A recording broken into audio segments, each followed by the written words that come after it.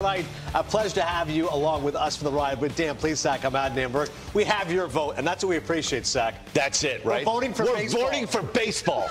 That's all we care about. Great show coming up here. JP Rose is going to join us from the GM meetings, talking about all that's happening down there right now. But we start with some actual baseball news, and this tweet involving the Atlanta Braves. So Dave O'Brien says the Braves, Ronald Acuna Jr. and Spencer Strider will not be ready for opening day. That's what Alex Anthopoulos said at the GM meetings. First time he has said they won't be ready, though indicated previously it could be a month or two into the season before Acuna is ready. They'll evaluate as they go along. We saw last year, Sack, how Atlanta got derailed, and I know you, like me, thought they'd be a contender, and unfortunately injuries caught up to them.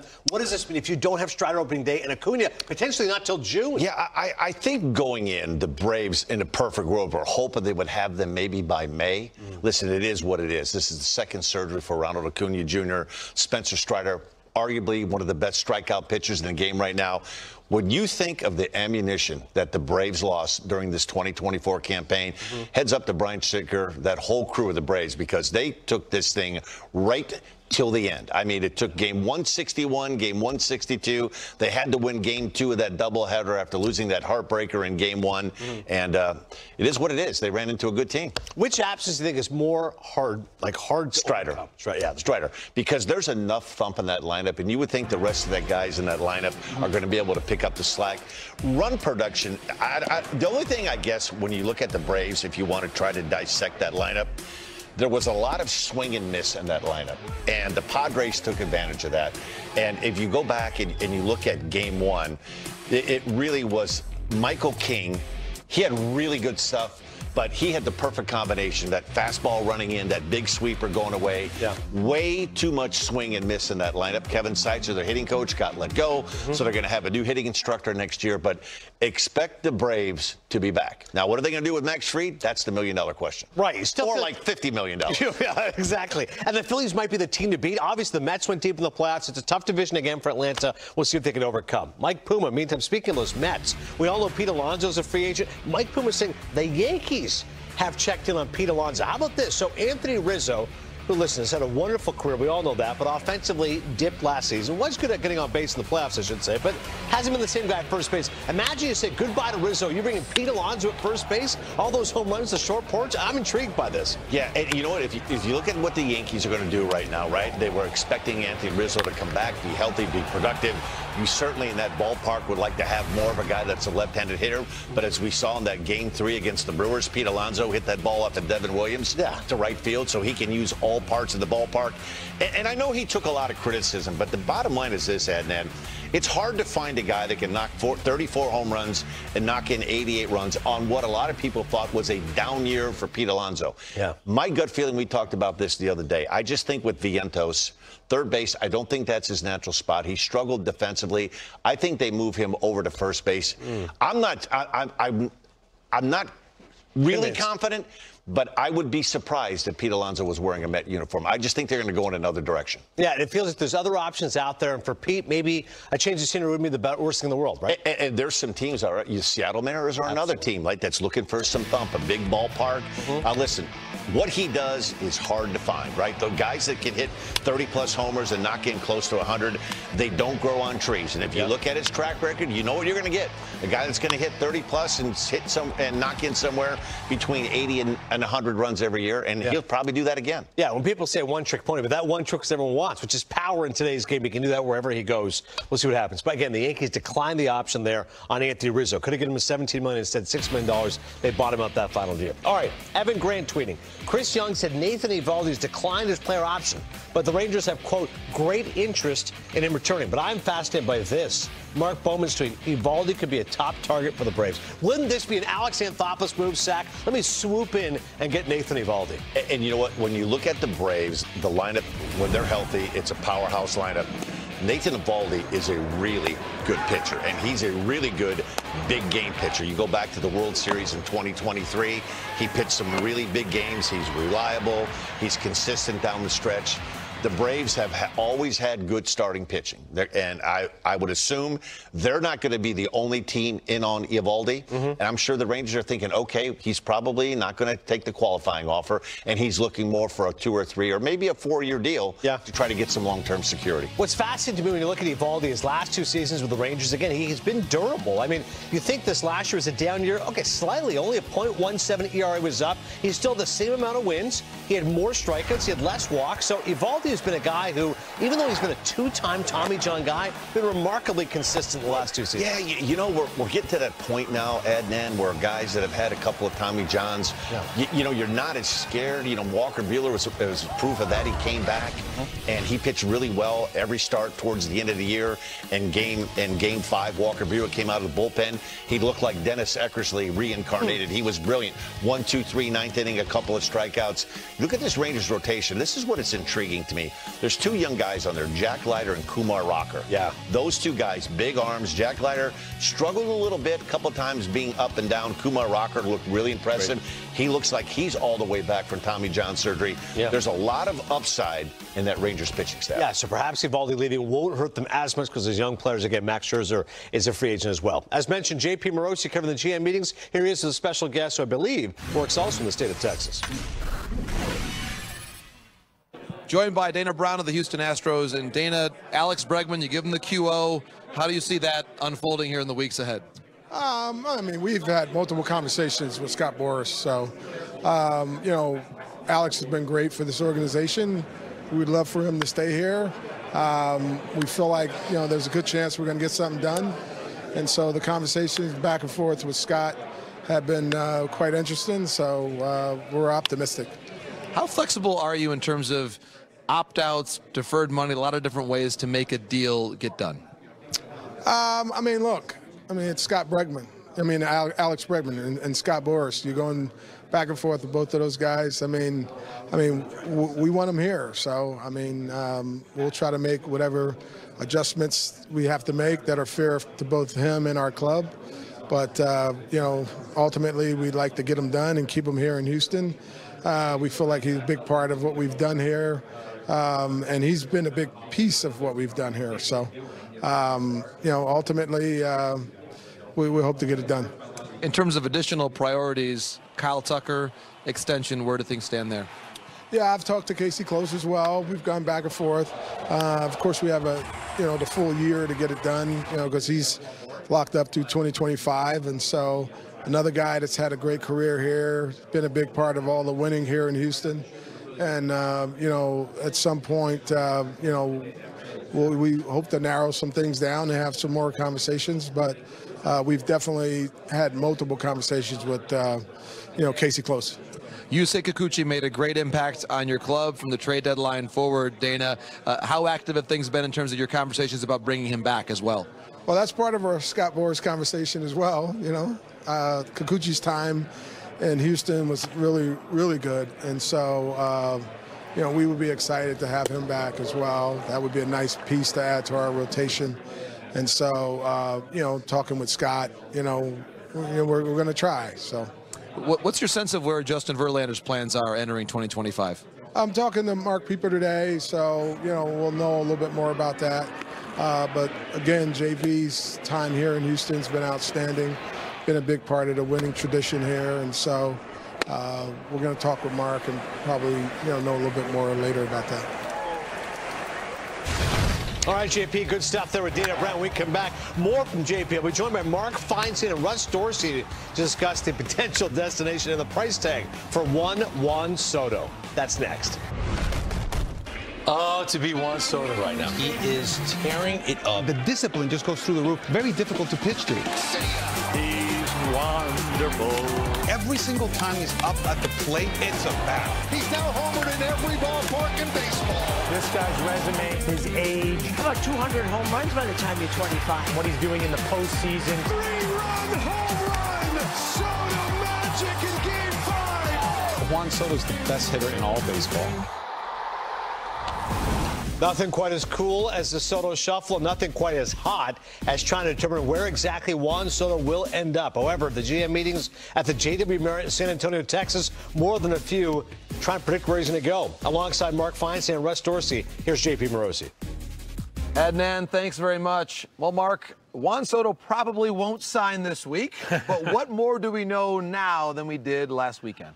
I'm not sure we know any more than we did last weekend, other than that he is going to have a very big market, specifically with two teams from New York. We've heard a lot about some other teams, the Phillies, the Dodgers, the Nationals, the teams that could be involved in the Juan Soto sweepstakes. But everybody that I've spoken to here at the GM meeting so far thinks this is going to be a two-horse race. The Yankees, the Mets. Does Steve Cohen go above and beyond and just pay whatever he has to pay to get him over to Queens? If the offers are close, does Soto maybe take a little less to stay with the Yankees? It's going to be fascinating. We haven't seen these two teams really go after the same free agent to this extent in a number of years. So I think it's going to be a really interesting battle if it does indeed come down to the two of them. You mentioned something there at the end that I'm really interested in. If it's close between the Yankees and the Mets, we saw the first year of Juan Soto in New York playing in the Bronx. Yankees get to the World Series. We saw Juan Soto on the biggest stage perform. How good would it feel for him to say, you know what, I'll take a little less and hit next to Aaron Judge for the next 7 years? Like that, I think that's something that we're really curious in seeing. I think the other thing for me, what's the team that says, you know what, we'll throw our hat in the race for Juan Soto? Maybe a team that has a little bit more flexibility in their payroll, a team that I'm thinking about, maybe a team like the Baltimore Orioles, a new ownership group, has young players. This is kind of your window to say, we're going to make that big splash. I don't know if it happens, but that's the type of team that maybe could throw their hat in the ring. It took one day at the GM meetings for Russ to start throwing out mystery teams. the mystery team GM. Listen, we love the mystery team. The 31st GM. We'll see if that GM is around these halls here in San Antonio this week. You referenced one team in Baltimore that I think is going to be very active in the bullpen market. How do you see that bullpen market playing out? Well, I think we saw how expensive relief pitching was at the trade deadline this past season. And you look at a name like a Tanner Scott, who was fantastic for the San Diego Padres and what they were able to do with their bullpen in the second half of the season. Outside of Tanner Scott, there's not that monster name on the free agent market. I start to look at a name like a Devin Williams, a guy who's been one of the best closers in all of Major League Baseball since he took over for Josh Hader. And Hader obviously went to the San Diego Padres, went to the Astros in free agency, got that big time deal. Could we see a guy like a Devin Williams get moved? The Brewers have a lot of leverage because there isn't that monster name on the market. They declined his option, but I think they're going to start to talk to teams around baseball and see what might a fit be for their all-star closer. Yeah, I mean, we've seen the Brewers trade guys in the past as they're approaching free agency. We saw it last year with Corbin Burns. It would not surprise me one bit for Devin Williams to be maybe the top trade target this offseason. There are some other interesting relief names out there. Carlos Estevez, Jeff Hoffman, Clay Holmes. But like Russ said, we're not going to see any Hader type, Edwin Diaz type contract, even for Tanner Scott. I don't think he's going to do very well. And he is definitely going to be the most sought after reliever on the market this year. But I think the Brewers are in a really good spot if they decide to trade Devin Williams. The non-tender market could be interesting for relievers as well. Perhaps a name like Jordan Romano of the Toronto Blue Jays there. Finally, on the trade market, the Philadelphia Phillies, could they move a bat like an Alec Bohm, a Nick Castellanos, a Brandon Marsh? They definitely could. I think Castellanos is probably the prime candidate there. There was some talk a year ago about the Phillies moving him. He had 3 years left on his deal. That's down to 2. It's a little easier to move. I think the Phillies look at their lineup, a lot of swing and miss there. They want to try to get a little bit of a different profile. So maybe you trade Castellanos, go out and look at different free agents. There are some outfielders on the market, Teoscar Hernandez, Anthony Santander, guys who might be an interesting fit there in Philly if they're able to open up that spot in right field. You talk about teams changing their profile. I think about a team like the Seattle Mariners coming off of a year where they disappointed, had a historic strikeout rate. How can they change their offensive profile, maybe add a little bit more bat-to-ball skills? I'm curious to see what they do. And a team like the Chicago Cubs, how do you change what has been a stagnant roster? What's their big move? Do they move one of the outfielders that they have, whether it's Ian Happ or Cody Bellinger, who they brought back, picked up that option, Seiya Suzuki? What do you do with some of those guys, especially since some of their top prospects are also outfielders? It's a great point, Russ. Owen Casey, Pete Crow Armstrong, and the Cubs may be moving an outfielder sometime between now and December. Adnan. All right, good stuff, JP and friends. This from the LA Dodgers. Shohei Ohtani today underwent successful arthroscopic surgery performed in Los Angeles by Dr. Neil Elatrache to repair a labrum tear that resulted from a left shoulder dislocation October 26th. He is expected to be ready for spring training. I know we always want to see our stars perform big, and ultimately Ohtani in the postseason was a disappointment, 767 OPS. But think about this. Think how tough he is, Zach, playing with a dislocated shoulder in the World Series. It was amazing. You could really see after that slide into second base, he had little resistance at all on anything that was on the outside of the plate. You go back to that fifth inning, and Garrett Cole just pumped fastball after fastball on that outer half. He just couldn't go out there and get it and surround it and put anything on it. Yeah, only 2 for 19 in the World Series. But I will say the LCS, he was great, right? He kind of struggled early on against the Padres, against the Mets, though he showed some of that Ohtani player. He is a once-in-a-generational type player, and I am so excited to see him back on the mound next year. Yes. Because I'm telling you, when he came over from Japan, we do a lot of tapes and we do a lot of things about guys that may come over here. He was the most talented, gifted mechanics guy that I've seen coming from Japan. If you didn't know he is who he is, and you turned on the TV and you saw him pitching, you'd be like, wow, that guy's good. Yeah. He doesn't look anything like a DH or an outfielder. No, he does not. Last offseason, of course, all the talk was about Ohtani. The Blue Jays were in on him. Unfortunately, fell short. Speaking of the Jays, here is JP Rossi talking with one of their top front office executives. Joined by Ross Atkins of the Toronto Blue Jays. And Ross, as you arrive here at the GM meetings, what are the top priorities for the Jays as this offseason begins? Yeah, we want to improve our pitching, improve our offense, build upon a team that we feel is a good one. It's in a good starting position. We need to improve our bullpen. That is the the clear area of opportunity for us. But really excited about the energy here and our opportunity to get better.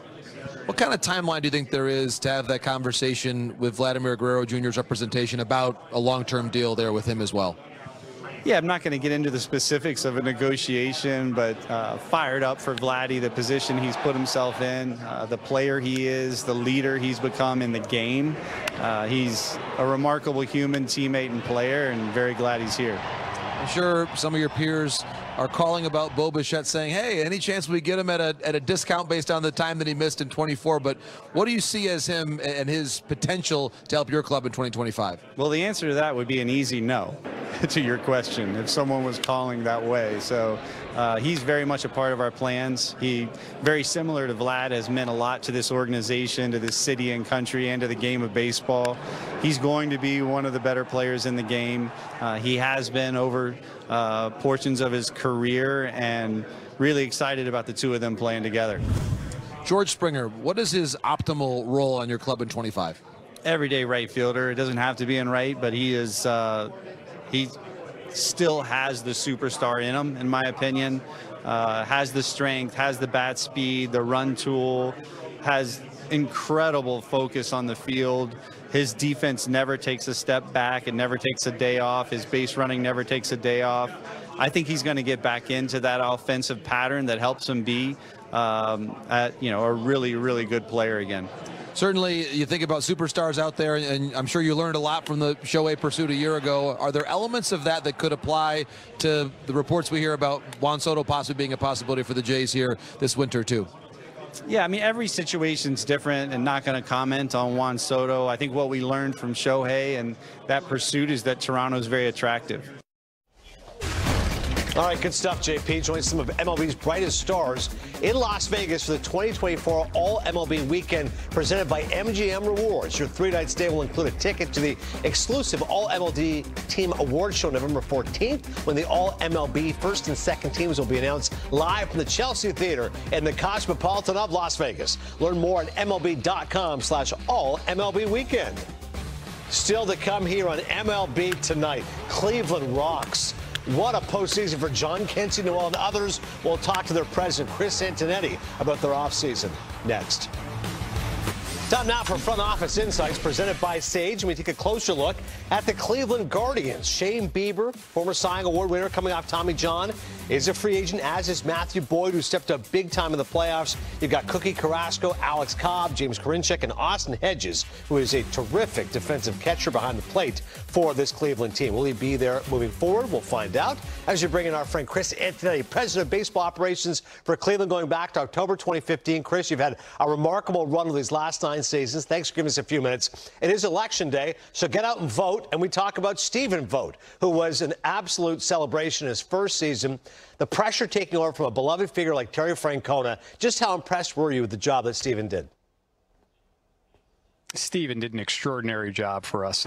As you said, very big shoes to fill with a Hall of Famer and Tito Francona moving on. But Stephen came into the organization, tried to understand what we did well, and find a way to help us continue to get better. And it was an awesome partnership, and we're really excited to continue to work with him moving forward. Well, clearly he had the right temperament for this team, and obviously being able to mix and match. I thought one of the most impressive stories your postseason run was Boyd. For a guy who gets signed in June, ends up having some big-time innings the postseason. Talk a little bit about Matthew Boyd and his impact on the team.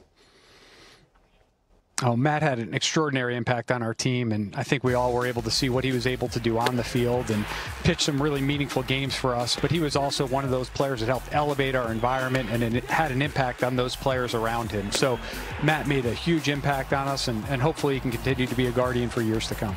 David Fry is an amazing story, Chris. The fact he made the All-Star team, a guy who, again, became a really beloved figure there in Cleveland. Unfortunately, tough news is the fact he'll be out rehabbing, so 6 to 8 months he's gone, likely back DH only, and won't be able to kind of play the field for at least a year. What can you tell us about Fry and his status? Yeah, David made a huge impact on our team. In the first half of the year, he was able to bounce around, play multiple positions, catch, play first base, play right field, and really contributed in a variety of different roles for us. In the second half of the season, his elbow just didn't allow him to really play the field very much. So as we sat down with David and the doctors and looked at his career moving forward, we all felt the best path was for him to get surgery so he could again return to that role in which he was playing the position and not just serve as a designated hitter. So he has a bit of rehab ahead of him, but thankfully the outcomes from this type of procedure are pretty good, and we look forward to David rejoining our team at some point in the not too distant future. Hopefully he can still make an impact there in 2025. As for Shane Bieber, he has electric stuff, Chris. We know that, but it's always a challenge. Coming back from Tommy John, and he's a free agent. What can you tell me about Bieber? Well, Shane had Tommy John surgery, or ulnar collateral ligament replacement surgery, back in end of March this past year, and so he's in the middle of that return from the surgery. So exactly how long that timetable will take is tough to predict, but most cases it's somewhere between that 12 and 16-month timetable. So in the best case, Shane's able to pitch at some point competitively in the major league level in 2025. And last one for you, because I have so many Cleveland fans around me. They all want to know about Stephen Kwan. He's their favorite player. I know Jose Ramirez is your biggest star, and Naylor I love, pride of Mississauga, Ontario, good Canadian boy, along with Bo as well. But tell me about Kwan, the fact that in a game, Chris, in which so much is feast or famine, and I know he's got power now. Stephen clearly showed that this season. But how refreshing is it watching a guy like Stephen Kwan out there performing all the time?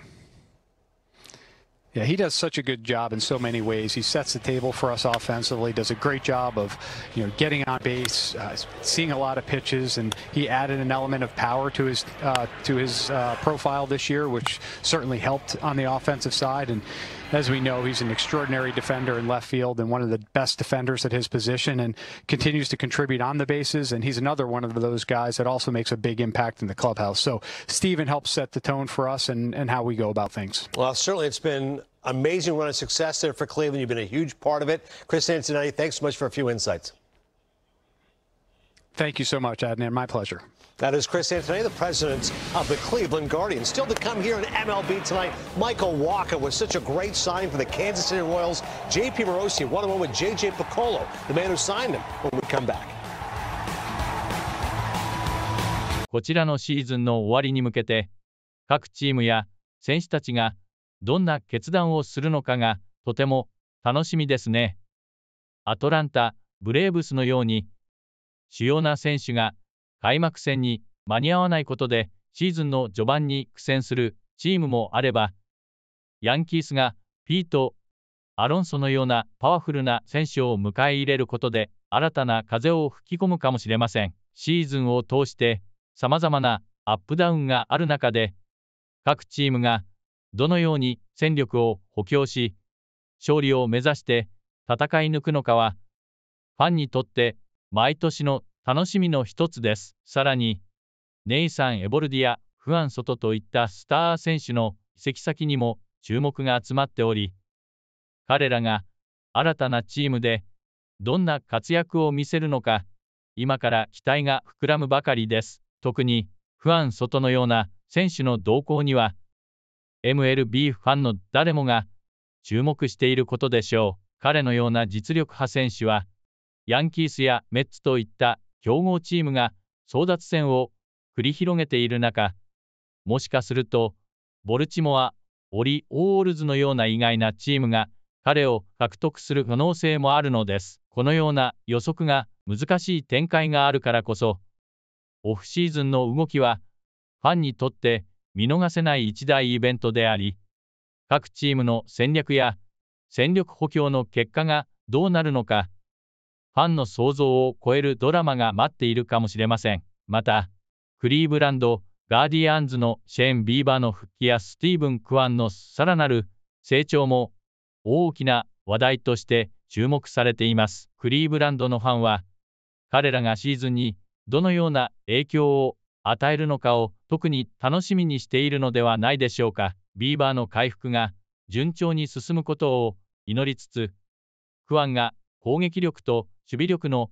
両方でさらに力を発揮していくことに大きな期待が寄せられています。彼らの活躍がチーム全体の士気やファンの応援にどのようなポジティブな影響をもたらすかも注目です。さらに、リーグ全体で見ても、どのチームがどんな補強を行い、戦略を練っているかという点も興味深いポイントです。特に近年、若手選手の台頭やベテラン選手の復活、さらには海外からの新たな才能が MLB に新たな風を吹き込んでいます。例えば、アジア圏からの注目選手が増えている中で、彼らがリーグにどのような影響を与えるのか、また、他のチームがどのように対応していくのかも注目すべき点です。MLB の魅力は、単に選手個々の実力だけでなく、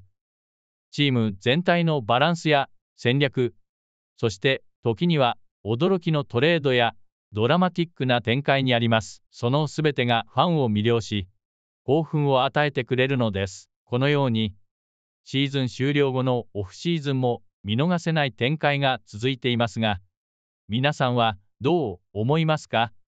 お気に入りの選手がどのチームでどんな活躍を見せてほしいと思いますか？また、各チームの戦力補強についての意見や期待もぜひコメント欄で教えてください。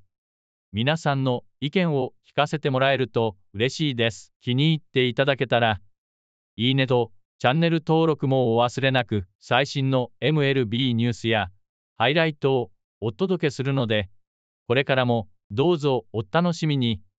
MLB の世界を一緒に楽しみ、盛り上げていきましょう。